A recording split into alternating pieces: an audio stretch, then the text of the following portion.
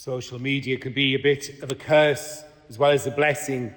I'm feeling a little bit cursed tonight because Luke, our altar server, has decided he wants to film and record the homily. So I'm having to remember what buttons to press. And if I've got one down here, he's actually filming me at the moment, which is a little bit disturbing, I have to say.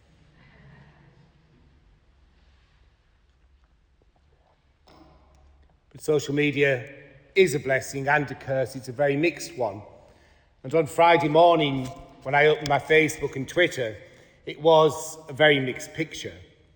There were some people who were absolutely crying, delighted that Boris Johnson had become Prime Minister with a landslide.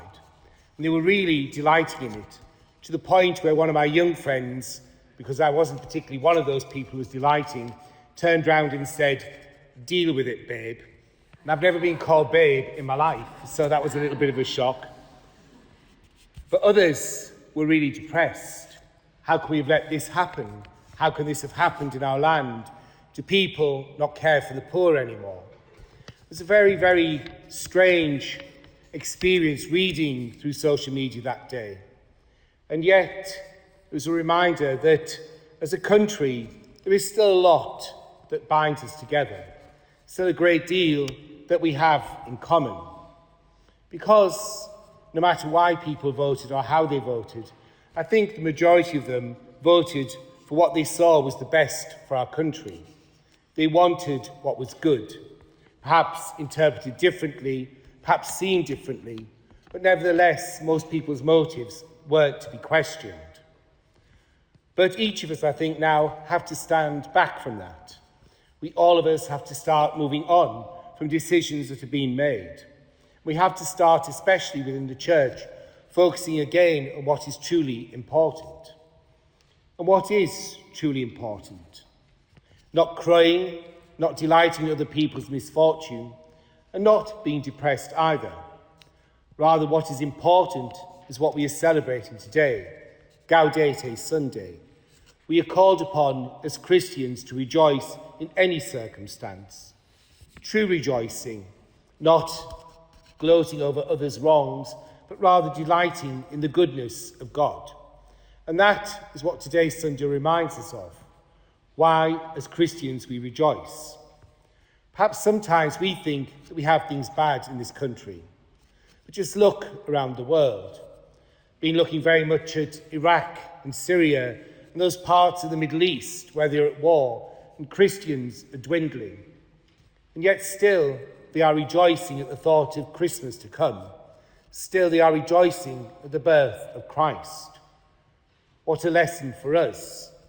We may think, oh no, how can that have happened? But practically everybody in this parish at least has a roof over their head. We are all fed. We are all warm.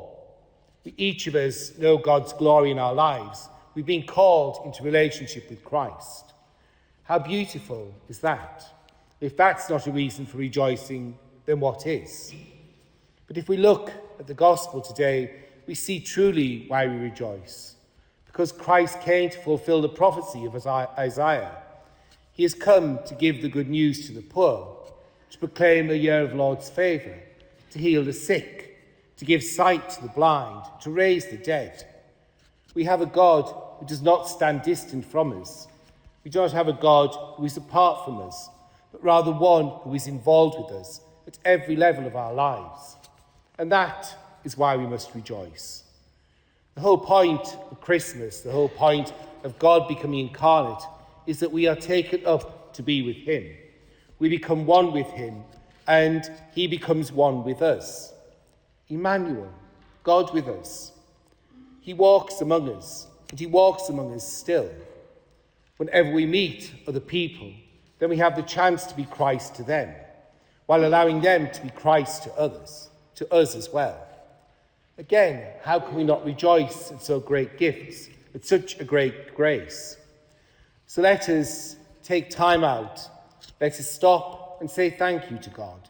Let us thank him for the blessings that he has given us, and let us rejoice in the fact that he will never leave us alone, but rather wants us to be whole, to be happy, to be healthy, and above all, to be joyful.